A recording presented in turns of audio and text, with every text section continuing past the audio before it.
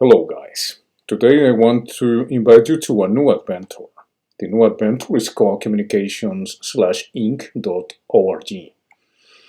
You're invited, you're welcome to participate on it, and one of the services that the company provides, it's Author's Corner.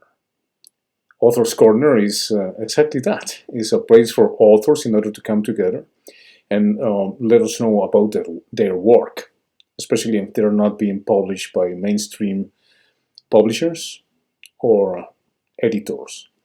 If you don't have a degree or you don't have a major in English or any other language, you are welcome here. If you have a major in English or other language like Spanish or French, you are welcome here. If you just have not been edited or you don't have the facilities or people think that you're not smart enough, universities like I have gone through universities, pushing deals in order for me to get published, and it doesn't happen. If that happens to you, you're welcome in Author's Corner. We'll try to keep 25% of the royalties, and the rest, 75%, are yours. We don't accept the course language unless it's into the text, but you have to warn us that the course language is used in your work. We don't accept plagiarism work. That's the only rule we have. No plagiarized work. There's no way for us to find out if your work is authentic, if it's yours, or if it has been plagiarized. So please don't do that. We don't have ways to know that. So we just make a disclaimer here. If you plagiarize your work, we are not responsible for that. And we just hope to have authors, even if you have been in jail or you are writing from jail, authors from all walks of life are welcome here.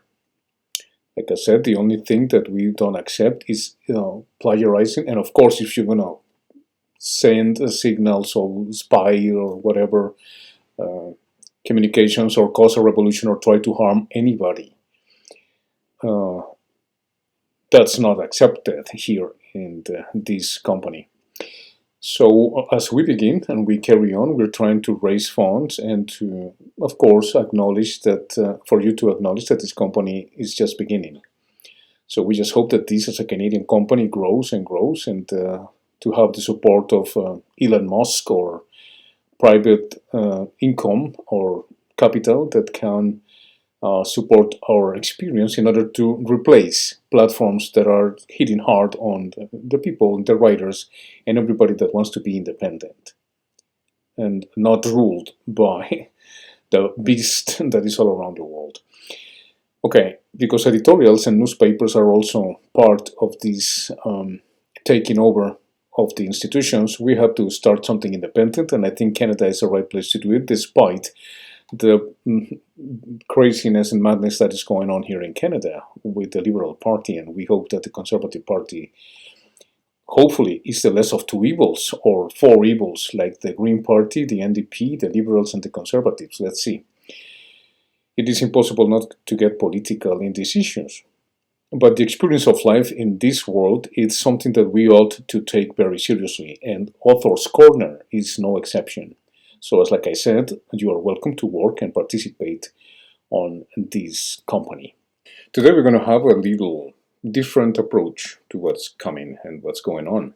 And we're going to cite one of the most important works of literature that have ever been written. And we're talking about the Brothers Karamazov. And you don't have to share my opinion, but I think after what you're going to hear, you might have your own conclusions regarding what is going on. What we're looking for here is peace within Ukraine and Russia. We don't want war. And from this program, we look for peace and understanding and goodwill relations, whether economic, scientific, political relationships within countries around the world. So I had to cite this awesome author, Fyodor Dostoevsky, and I'm going to focus on the 5th chapter, which is a very important chapter that you might draw your own conclusions about, which is the intention of this program today. Again, we thrive for peace and understanding between nations, and especially between Ukraine and the Russians, because they have been part of each culture for hundreds and hundreds of years. So, apart from this, I consider it's important for us to hear what this protagonist explained very clearly. And this is the dialogue between the Grand Inquisitor and Jesus Christ himself. I think it's very important for us to relate to it. Now that there are millions and millions, more than 1 billion Catholics, millions of evangelicals, Christians, Protestants, and Christian denominations. And there are Orthodox, but whether Greek or Russian Orthodox, and many others that are Orthodox in their beliefs. So, in the context of what is going on around the world, I would like to share with you, with a little dramatic twist to today's program, what I consider one of the most important dialogues between the two protagonists. I'm going to exclude today the dialogue between the two brothers in the book, as described in the book. I'm just going to include a little bit in the beginning when Virgin Mary goes into her knees in order to beg from God some mercy. You will hear the rest for all of those who are familiar with this amazing, powerful masterpiece of literature. I understand that to exclude the brothers out of it is kind of difficult because the book is related to the brothers Karamazov, and that is important. Ivan, also known as Vanya or Vanka, and his brother Alyosha, which is also Alexei is his name, but kind of a loving name for him was Alyosha. So there was Ivan, Alexei, and Dmitri, and that's why we are going to omit the dialogue within brothers, which is very important, and I'm going to include it maybe in the next edition in order to read the whole chapter for you. A little dramatization, of course, because it's a story. It's a narrative, it's a novel that has many ingredients that take us from then to now. Hence, the importance of such a kind of a prediction of what we are living now. If you pay attention to the Grand Inquisitor going against Jesus and trying to tempt him in order for him to burn him at the stake. Very important issues. Like I said, this is not a promotion. This is nothing but peace. What better position that to see it from the point of view of a deity, which in this case can be the God in you, which in you believe in, whatever religion is this. Without importance of what system of belief you're in, I think this dialogue is very important for us, the country and the world, to position ourselves in what we're watching and witnessing nowadays. The necessity for peace and not war, but also to understand that there are forces that want to carry on the path of destruction and self-destruction that this world is going through right now. I hope you enjoy it. I appreciate your comments, and please support the channel and Patreon, Federico Molano /Patreon, or the World's Way Out Project /Patreon. And let's begin.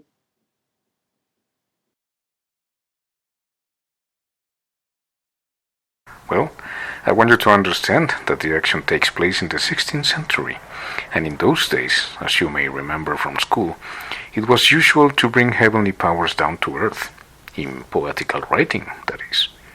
Not to even mention Dante in France, the clerks and the monks in monasteries, a stage place in which the Virgin, angels, saints, Christ, and even God himself were brought onto the stage. It was done very naturally then. Victor Hugo's Notre Dame de Paris has a passage about such a play, Le Bon Jugement, performed under Louis XI in the City Hall of Paris on the Dauphin's birthday. It was considered an edifying play, and admission was free. In the course of the performance, the Virgin comes out on stage and announces her bon judgment in person. We, too, occasionally had plays like that performed in the old days, before the rule of Peter the Great. plays based mostly on Old Testament stories. But besides plays, many stories and poems circulated all over the world at that time, in which saints, angels, and even the supreme heavenly powers appeared whenever their presence was required. In our monasteries, too, monks copied, translated, and even composed such poems back at the time of the Tartar invasion. One of these monastery written poems is called The Virgin's Journey Through Hell, and it contains some scenes and descriptions as bold as Dante's. In the play, which is obviously influenced by the Greeks, the Mother of God visits hell, where the Archangel Michael is her guide. She sees the sinners being tortured. Incidentally, there is one very interesting category of sinners there. They float on a lake of fire, trying to swim out, but in vain, because God has forgotten about them. Extremely powerful and meaningful words, I think. Shocked and weeping, the Holy Virgin kneels before the throne of God and beseeches him to forgive all those she has seen in hell, every one of them, without exception. Her dialogue with God is absolutely fascinating. She pleads and refuses to give up. God points to the wounds left by his nails on her son's hands and feet and asks, "How can I forgive his tormentors?" She then summons all the saints, all the martyrs, and all the angels and archangels to kneel with her before him and pray for the pardon of all the sinners without exception. In the end, she obtains from God a yearly suspension of all torture between Good Friday and Trinity Sunday, and the sinners in hell thank the Lord and cry out, "You are just in your judgment, O Lord." Well, what I'm trying to tell you is that my own little piece is a bit along such lines as if had been written in those days. In my piece, he comes on the scene, although he doesn't say a word. He just appears and vanishes again. 15 centuries have passed since he promised to come in his glory. 15 centuries since his prophet wrote, "Behold, I come quickly. Of that day and hour knoweth no man, neither the Son, but the Father, as he himself announced when he was still on earth. But men still wait for him with the same faith, with the same love. Nay, with even greater faith, for 15 centuries have passed without a sign from heaven to mankind. Trust to what your heart will tell you, for from heaven no sign will come." And there is nothing but the faith still alive in the heart. It is true, though, that many miracles happened in those days. There were saints who worked miraculous cures. To some holy men, according to the stories of their lives, the Mother of God came down in person. To some holy men, but the devil was not idle, and among men some started questioning the truth of these miracles. Just then there appeared a deadly new heresy in the north, in Germany. A huge star bright as a luminary, i.e., the Church. The Church fell upon the sources of the waters, and they became bitter. The heretics blasphemously dismissed miracles, but that only made the faith of those who still believe more ardent, and as of old, human tears rose up to him. People still awaited his coming and loved him, and men still placed their hopes in him and were prepared to suffer and die for him. For centuries, men have besieged him with faith and fervor. "O Lord, our God, hasten your coming," and he, in his infinite mercy, had come down to them. He had visited saints, martyrs, and holy hermits while they were still on earth, just as it says in their lives. Our poet Tchouchev believed deeply in the truth of his words, as he wrote, "Through our Mother Earth entire wandering, his cross he bore, the heavenly King in slave's attire, blessing all he came before." And that is just what happened, believe me. He decided to show himself, if only for a moment, to his people, long-suffering, tormented, sinful people who loved him with a childlike love. My story takes place in Spain, in Seville, during the grimmest days of the Inquisition, when throughout the country fires were burning endlessly to the greater glory of God, and in autos da fe resplendent wicked heretics were burned. Of course, this was not the coming in which he had promised to appear in all his heavenly glory at the end of time, and which will be as sudden as a bolt of lightning cutting the sky from east to west. No, he wanted to come only for a moment to visit his children, and he chose to appear where the fires were crackling under the heretics. In his infinite mercy he came among men in human form, just as he had walked among them 15 centuries before. He came down to that sun-backed southern city the day after nearly 100 heretics had been burned all at once at Majorem Gloriam Dei, in a resplendent auto da fe by the order of the Cardinal, the Grand Inquisitor, and in presence of the King, the royal court, knights, beautiful ladies in waiting, and the entire population of Seville. He came unobserved and moved about silently, but, strangely enough, those who saw him recognized him at once. This might perhaps be the best part of my poem. I mean, if I could explain what made them recognize him. People are drawn to him by an irresistible force. They gather around him, follow him, and soon there is a crowd.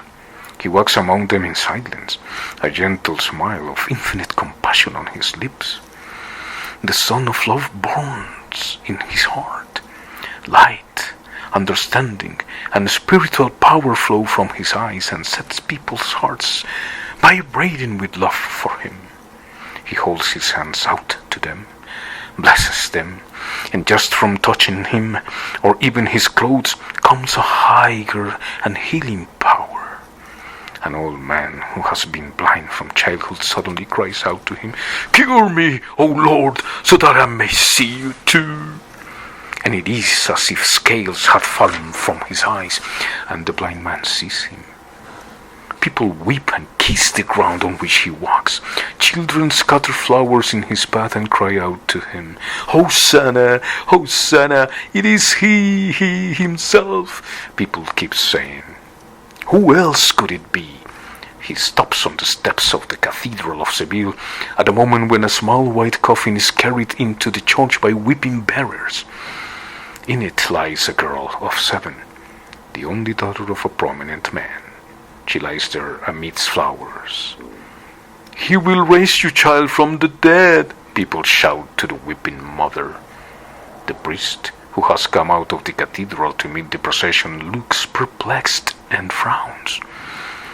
But now the mother of the dead child throws herself at his feet, wailing, "If it is truly you, give me back my child." And she stretches out her hands to him. The procession stops. They put the coffin down at his feet. He looks down with compassion. His lips form the words, "Talita Kumi," "Arise, maiden." And the maiden arises.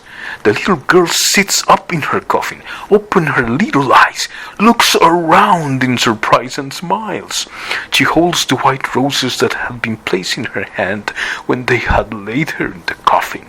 There is confusion among the people, shouting and weeping.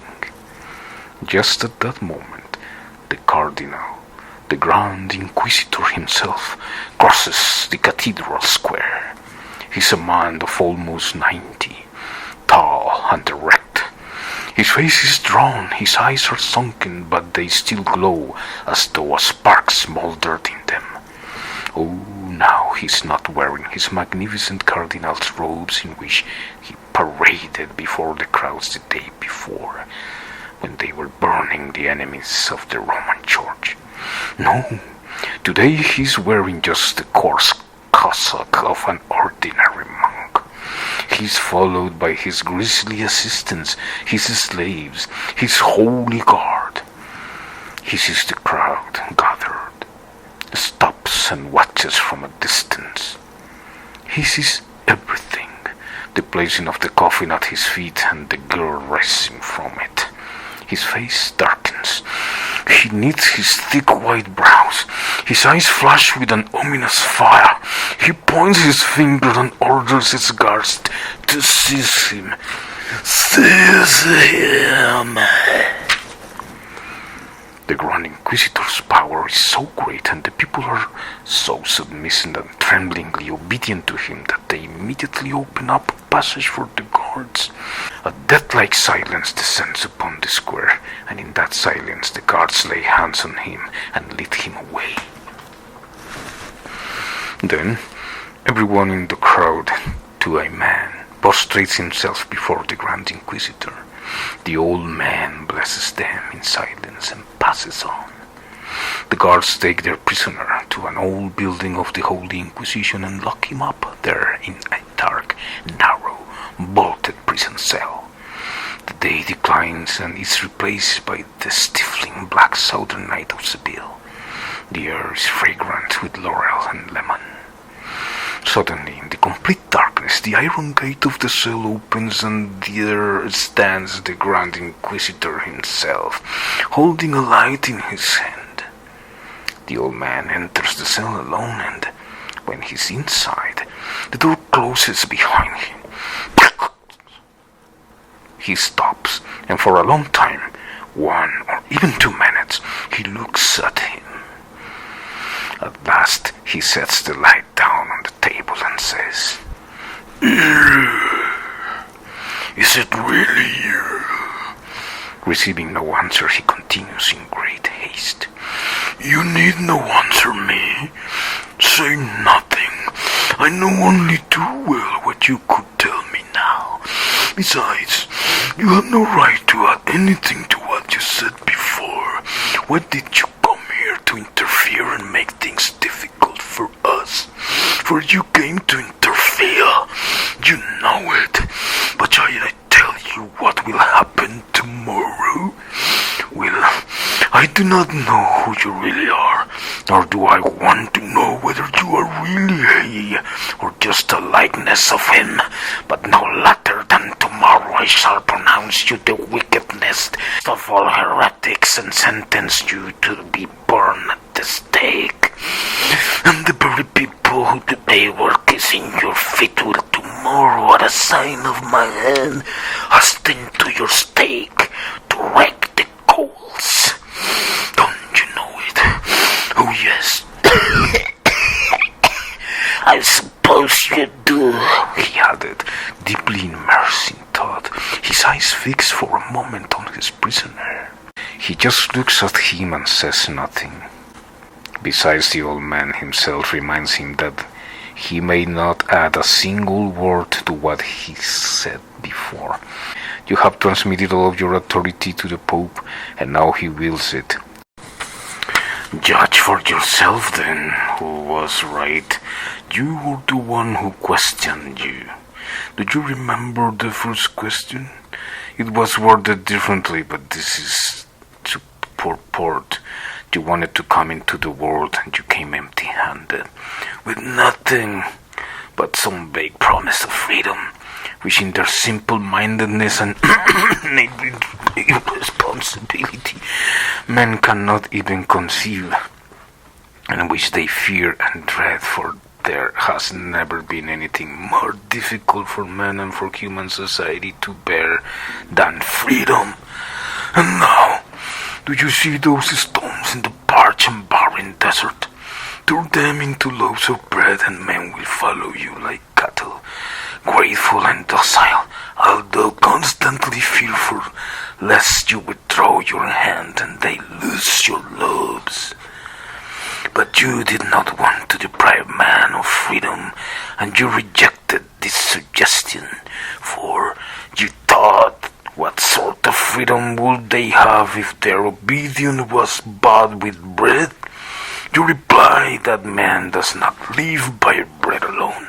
But do you know that for the sake of that early bread, the spirit of the earth will rise up against you, will confront and conquer you, and they will all follow him shouting, "Who is there to match the beast who has brought us fire from heaven?" Do you know that more centuries will pass and men of wisdom and learning will proclaim that there is not such thing as crime, that there is therefore no sin either, that there are only hungry people? They will say, feed us first, then ask for virtue. That will be the motto on the banners of those who will oppose you, of those who will raise your temple and build it in its place a new terrifying Tower of Babel. And although they will never complete it any more than they did the last one, nevertheless you could have prevented men from making the second attempt to build the tower, and thus have shortened their sufferings by 1,000 years. For in the end it is to us that they will come. After this unnecessary 1,000 years of torment, they will find us hiding somewhere underground, hiding again in the catacombs, for we shall again be persecuted and tortured, and they will beg us, give us food, for those who promise us fire from heaven have not given it to us, and that will be the day when we shall finish building their tower for them. For the one who feeds them will be the one who finishes building it, and we will be the only ones capable of feeding them. And we shall give them bread in your name, and lie, telling them that it is in your name.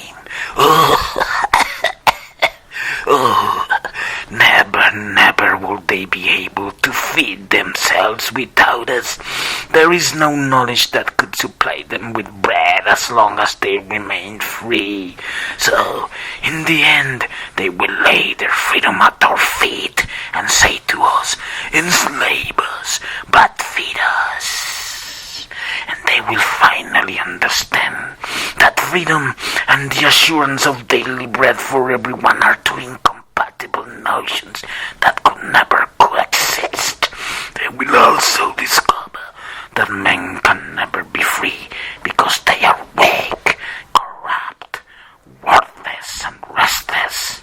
You promised them heavenly bread, but I repeat, how can that bread compete against earthly bread in dealing with the weak, with the ungrateful, with the permanently corrupt human species? And even if hundreds of thousands of men follow you for the sake of heavenly bread, what will happen to the millions who are too weak to forego their earthly bread?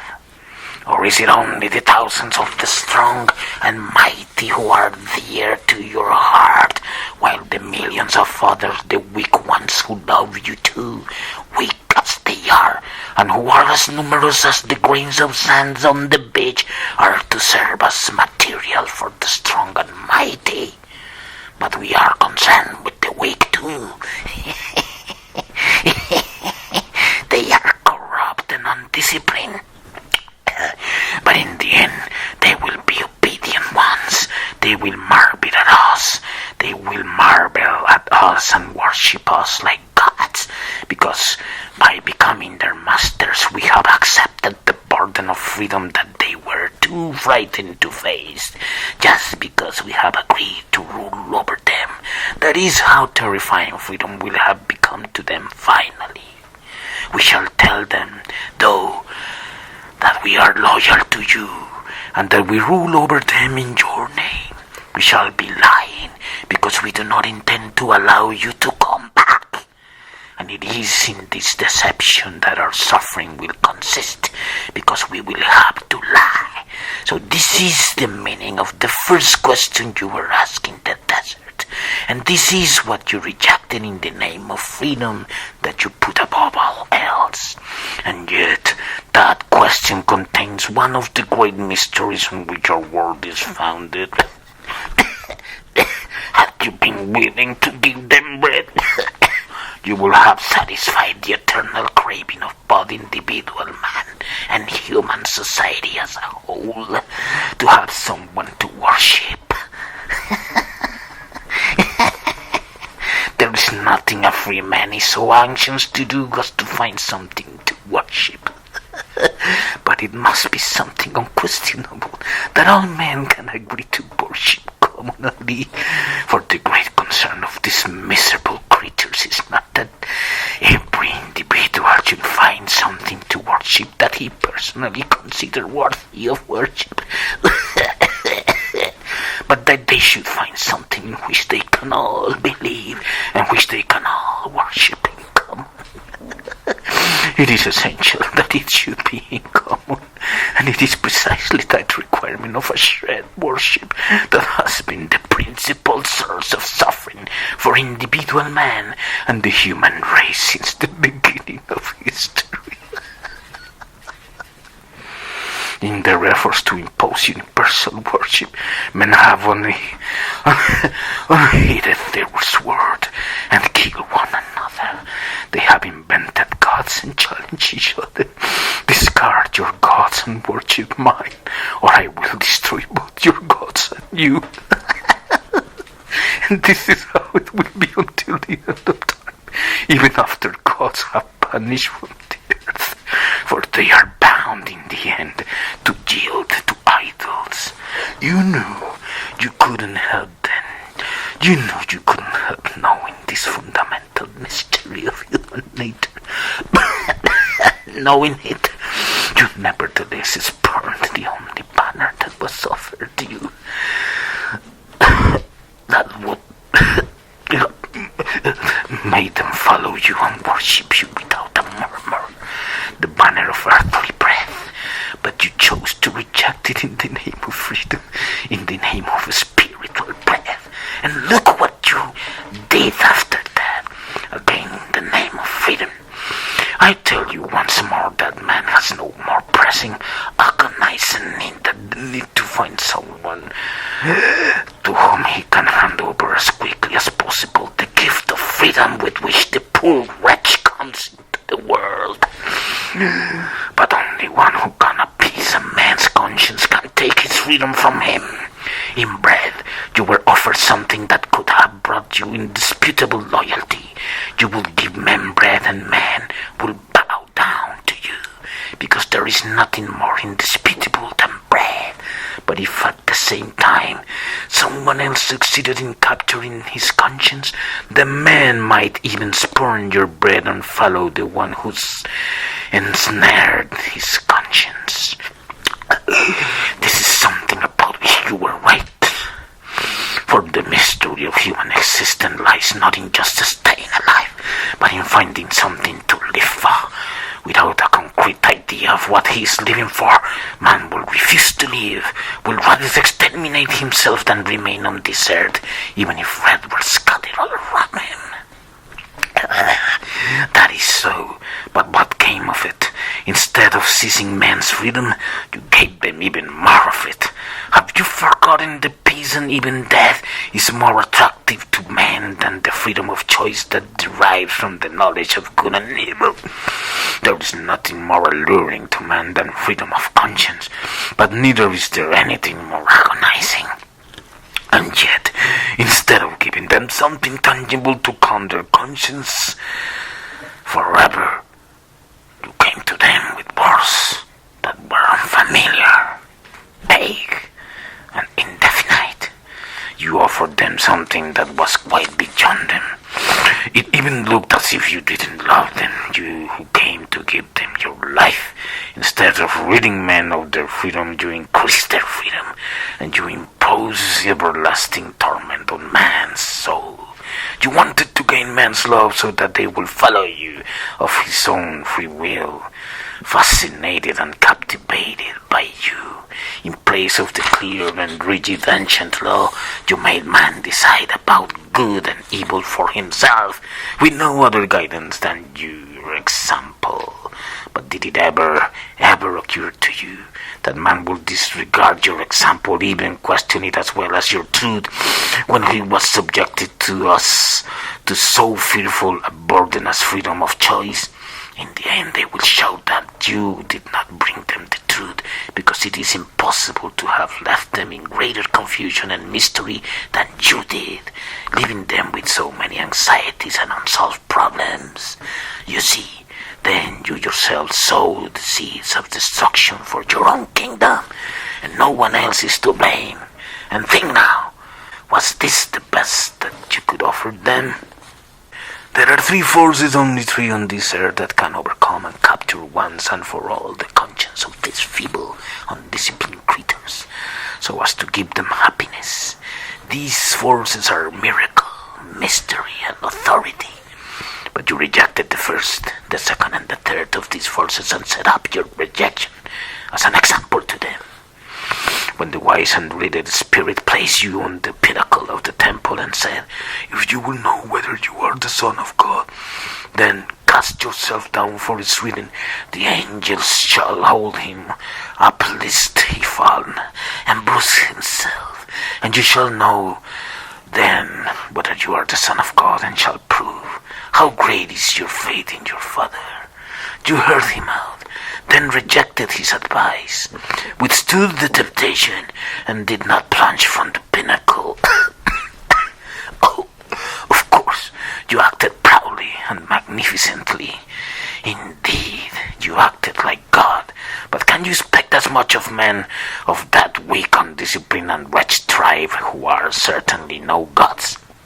Oh, you know very well at that moment that if you had made the cyclist the slightest move to jump, you would have tempted God, probing your hand, lost your faith in him, and you would have been smashed against the earth that you had come to save, and would thus have gotten the wise spirit who was tempting you. But again, how many are there like you? Could you possibly imagine even for 1 second that men will be able to withstand such temptation? Is human nature such that it can reject a miracle when confronted with the most frightening choices, the most heartbreaking dilemmas, and remain facing them with nothing but freedom of choice? And you know only too well that your act will be recorded in books, that it will reach the remotest corners of the earth and be passed on down to the end of time. Did you really expect that man would follow your example and remain with God without recourse to miracles? Didn't you know that whenever man rejects miracles, he rejects God, because he seeks not so much God as miracles? And since man cannot live without miracles, he will provide himself with miracles of his own making. He will believe in witchcraft and sorcery, even though he may otherwise be a heretic, an atheist, and a rebel. You did not come down from the cross when they shouted, taunting and challenging you. "Come down from the cross and we will believe that you are he." You did not come down again because you did not want to bring man to you by miracles, because you wanted their freely given love rather than the servile raptor of slaves subdued forever by a display of power. And here again you overestimated men, for they are certainly nothing but slaves, although they were created rebels by nature. Look around and judge for yourself. 15 centuries have passed. Examine them. Whom have you raised up to yourself? I swear that man is weaker and viler than you thought. How could he possibly do what you did? By paying him such respect, you acted as if you lacked compassion for him, because you demanded too much of him, and that from you, who loved him more than yourself. Had you respected him less, you would have demanded less of him, and that would have been more like love, for the burden you place on him would not have been so heavy. Man is weak and despicable. What if today he rebels everywhere against our authority and is proud of his rebellion?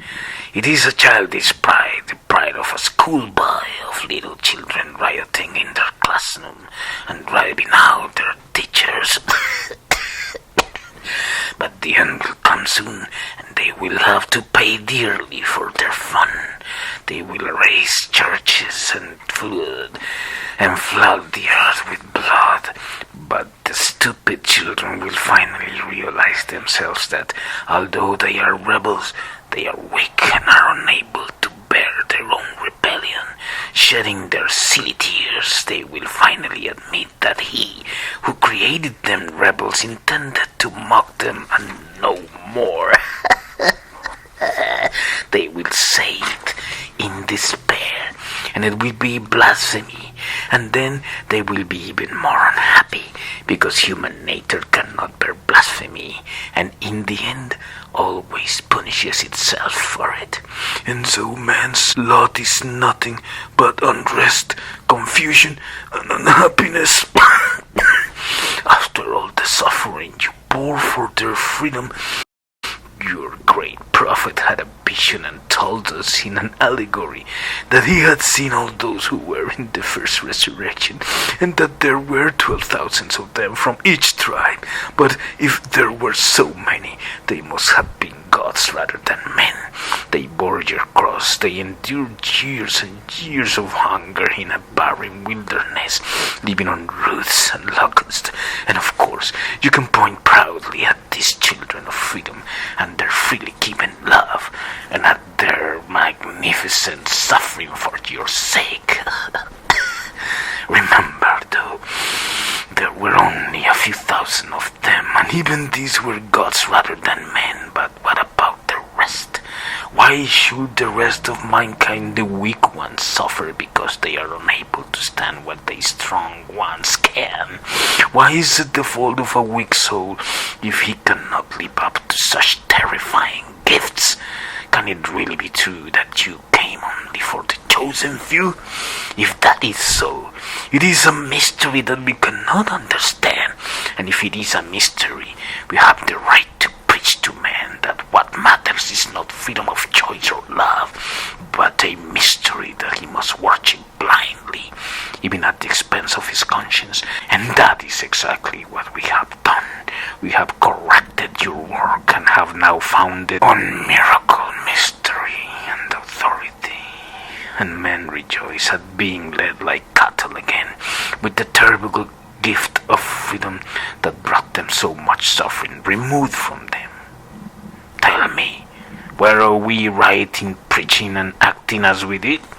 Was it not our love for men that made us resign ourselves to the idea of their impotence and lovingly try to lighten the burden of their responsibility, even allowing their weak nature to sin, but with our permission? Why have you come to interfere with our work?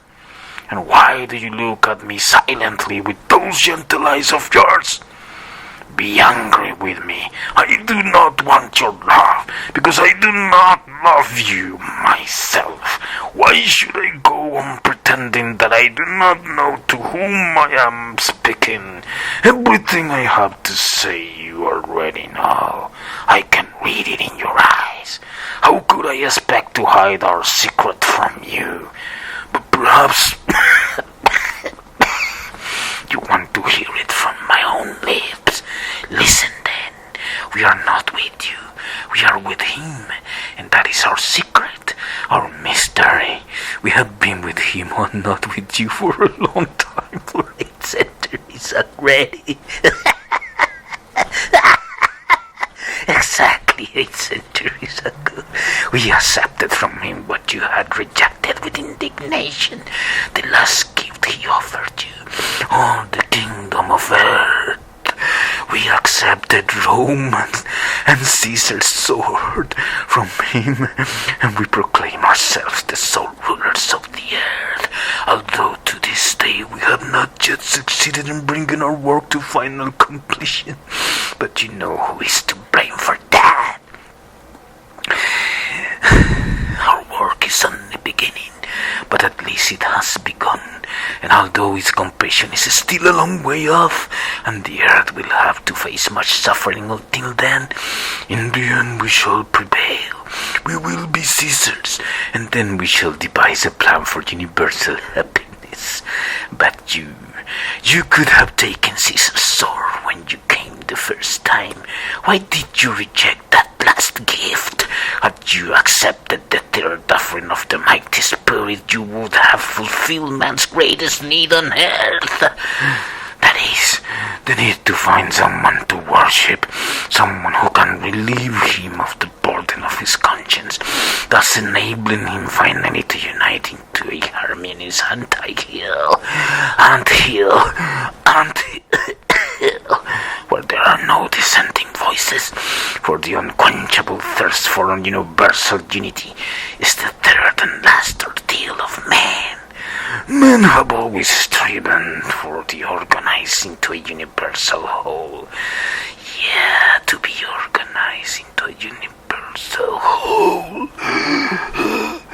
There have been many great nations with a glorious past history, but the higher the stage of development they reached, the greater was their discontent, because they became more and more obsessed with the need for universal unification.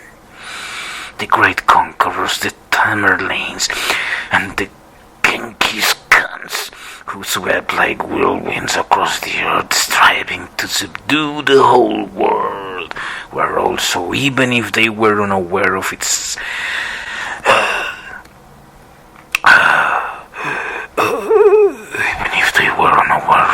themselves, obeying that eternal human craving for universal union. Had you accepted Caesar's purple, you would have founded a universal empire and given men everlasting peace. For who can rule men if not one who holds both their consciences and their breath? So we took Caesar's sword, yes we did, and by taking it we rejected you and followed him. Oh, there will still be centuries of chaos in which men will be guided by their own unbridled thinking, by their science, and by their cannibal instincts for science. They started building their Tower of Babel without us. They will end up devouring each other, but it will be just at that moment that the beast will crawl to us, lick our feet, and spatter them with tears of blood, and we shall saddle and mount the beast and raise the cup on which the word mystery is engraved. Then and only then will the reign of peace and happiness come to men. You pride yourself on your chosen ones. You have only this chosen, while we will bring peace of mind to all men. And that is not all. How many of those strong enough to be among the chosen have already or will in the future take their mighty minds and ardent hearts away from you and give them to some other cause, in the end raising their free banner against you? Yet you were the one who gave them that banner.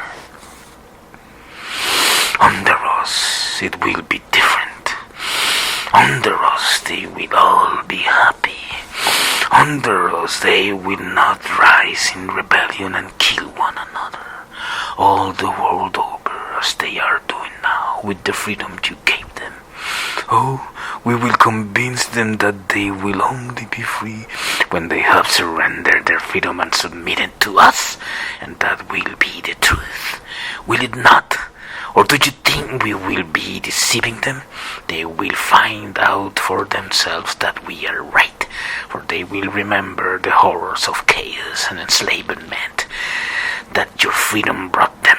Freedom, free thinking, and science will lead men into such confusion and confront them with such dilemmas and insoluble riddles that the fierce and rebellious will destroy one another. Others who are rebellious but weaker will destroy themselves, while the weakest and most miserable will crawl to our feet and cry out to us, "Yes, yes, you were right. You alone possessed his secret, and we have come back to you. Save us from ourselves." And when they receive bread from us, they will be clearly aware that it is bread they have earned with their own hands. The same bread we took away from them, that we perform no miracles but turning stones into bread, and yet the fact that they receive it from our hands will make them happier than the bread itself. For they will remember only too well that without us, this same bread that they earned turned to stones in their hands, whereas after they came to us, the stones in their hands were turned back into bread.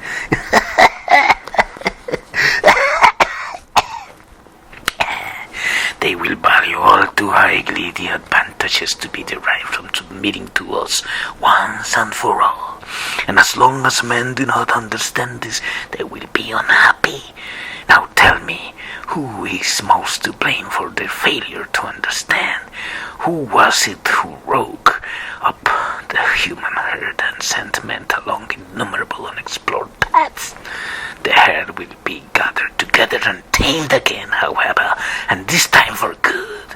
And then we shall give them tranquil, humble happiness suitable for such wicked creatures. We shall have to convince them finally that they must not be proud, for by overestimating them, you instill pride in them. We shall prove to them that they are nothing but weak, pathetic children, but that a child's happiness is the sweetest of all. They will grow timid and cling to us in fear, like chicks to a hen. They will admire us, be terrified of us, and be proud of the strength and wisdom that enabled us to subdue a turbulent herd of many millions.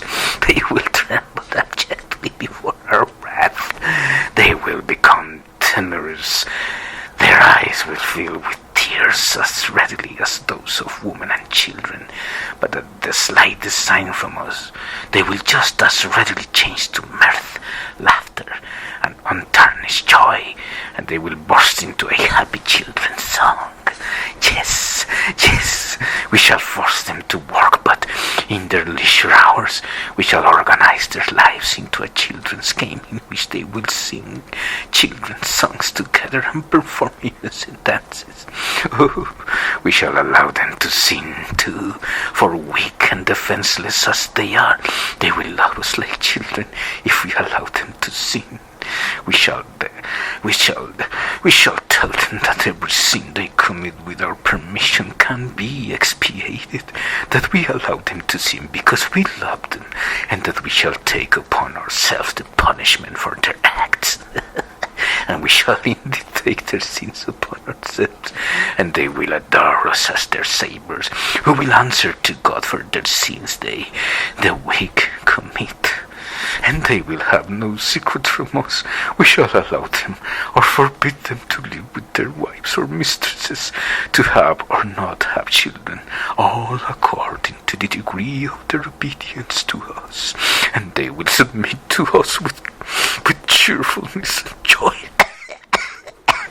They will tell us the secrets that must torment their consciousness. They will tell us everything, and we shall solve all their problems, and they will trust towards solutions completely, because they will read of the terrible worry and the frightening torment they know today when they have to decide for themselves how to act. And everyone will be happy. All the millions of beings, with the exception of the 100,000 men who are called upon to rule over them. For only we, the keepers of the secret, will be unhappy. There will be millions upon millions of happy babies, and 100,000 sufferers who have accepted the burden of the knowledge of good and evil. They will die peacefully with your name on their lips, but beyond the grave they will find nothing but death. But we shall keep the secret, and for their own happiness we shall dangle before them the reward of eternal heavenly bliss. For we know that even there is something in the other world. It is certainly not for such as they. They say and prophesy that you will come again with your proud, strong, chosen ones, and that you will be triumphant. But our answer will be that those around you have saved only themselves, whereas we have saved all mankind. It is said that the whore rides the beast and holds the mystery in her hands will be put to shame, that the weed will rise and rend her royal robes and expose her vile naked body. But I will rise then and show you the millions upon millions of happy babies who have known no sin, and we who have taken their sins upon us to give them happiness will stand up and say to you, judge us if you can and if you dare. Know that I am not afraid of you. Know that I, too, live in the wilderness, fed upon roots and locusts, that I, too, bless the freedom which you bestowed upon men, and that I, too, was prepared to take my place among the strong chosen ones, aspiring to be counted among them. But I came to my senses and refused to serve a mad cause. I turned away and joined those who were endeavoring to correct your work. I turned proud and turned to the meek for the happiness of the meek. What I have told you will happen, then our kingdom will come. I repeat, tomorrow. You will see obedient herds at the first sign from me. Hurry to heap coals on the fire beneath the stake at which I shall have you burned, because by coming here you have made our task more difficult. For if anyone has ever deserved our fire, it is you, and I shall have you burned tomorrow. Dixie! The Grand Inquisitor falls silent and waits for some time for the prisoner to answer. The prisoner's silence has waited on him. He has watched him. He listened to him intently, looking gently into his eyes and apparently unwilling to speak.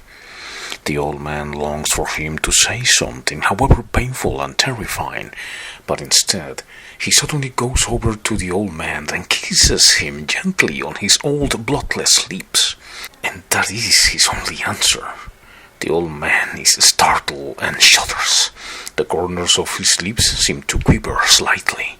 He walks to the door, opens it,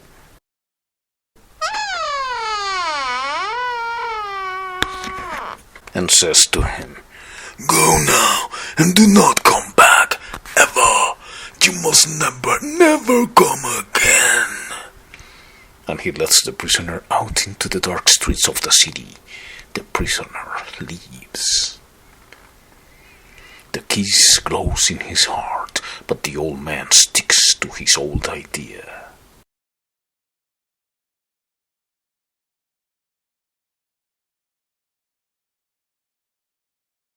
I hope the conclusions are only for you to make up regarding what you just heard.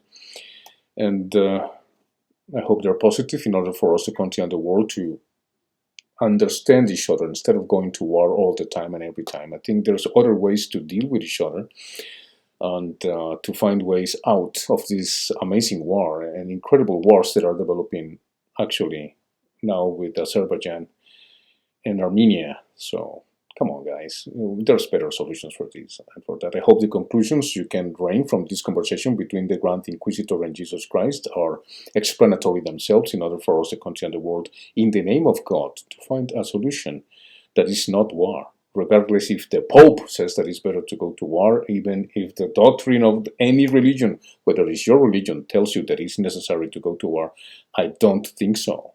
It's not that I'm a pacifist, I am not. But in this case, the wars are unjustifiable and are draining the economies around the world unjustifiably, just like they said about the war from the Russians, that it was unjustifiably. I think I differ with that, and I support the Ukrainian citizens, but I don't support the corrupted politicians of Ukraine and the money that is going through from taxpayers' money from Canada, United States, and Europe for a war impossible to win, according to honest truth. Apart from that, we look for a peaceful outcome between these two countries, Ukraine and Russia, and NATO and Russia, and the United States and the United Kingdom. It's impossible not to be political. And if you read the book, the brothers Karamazov, you will understand why it's so important for us, the country and the world today, to understand that that dialogue that you just shared is also prophetic in many ways on what we, the country and the world, are going through nowadays.